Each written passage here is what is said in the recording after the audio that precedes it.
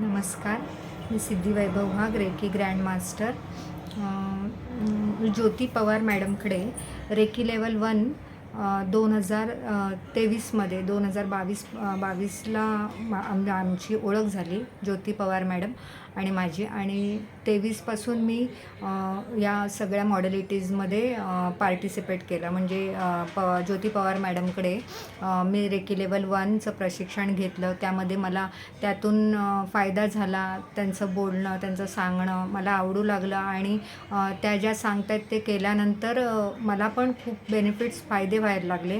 त्यानंतर मी त्यांच्याकडे recce level 2, recce level 3, अगदी ग्रँड मास्टर, एंजल नंतर मनी रेकी नंतर वास्तुशास्त्र तर इतकं अमेझिंग, मस्तच मॅडम. म्हणजे कोणतं पण क्षेत्र असू दे, की त्यांची शिकवण्याची पद्धत आहे ना, की खूप डीपमध्ये जाऊन शिकवतात एकतर.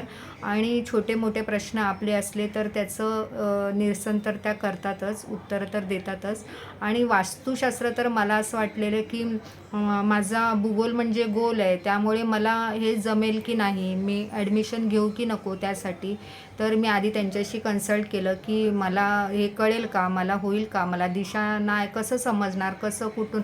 तर त्या बोलल्या, अगं किती टेन्शन घेणार तुम्ही मॅडम, किती टेन्शन घेणार आणि काय करणार, तुम्ही एकदा ॲडमिशन घ्या, मग तुम्हाला कळेल की काय कसं. पण खरंच त्या बोलल्याप्रमाणे वास्तुशास्त्राचं पण इतकं छान डीप त्या नॉलेज देतात. अगदी असं मैत्रीण होऊन शिकवतात आपल्याला.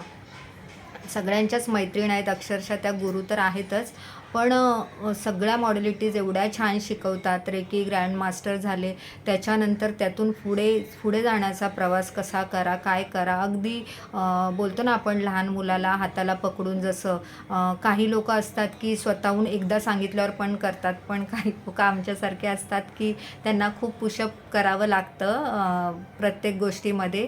तर ह्याच्यामध्ये सगळ्याच गोष्टीचा रोल असतो, जसं की न्यूमरॉलॉजी वगैरे, आपलं जन्म म्हणजे ग्रह वगैरे. तर तुम्ही आता आपण सगळं शिकतोच आहे, त्यामुळे आपल्याला ते माहिती आहे की कोणाला. आणि तसं मॅडमना ज्याप्रमाणे माहिती आहे की पुश कोणाला करायला पाहिजे, कोणाला नाही, त्याप्रमाणे त्या माझ्या पण मागे लागलेल्या असतात की सिद्धी मॅडम तुम्ही करा, सिद्धी मॅडम तुम्ही करा, तुम्ही करू शकता.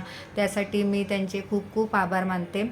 आणि ज्योती मॅडमकडे खरंच सगळ्या गोष्टी शिकण्यासारख्या आहेत. आणि आता आकाशिक पण त्या चालू करणार आहेत. तर मला असं झालं आहे की त्या आकाशिक कधी चालू करणार आहेत, त्यामध्ये अजून काय अनुभव घ्यायला मिळणार आहेत, त्यासाठी मी वाट बघत आहे. धन्यवाद.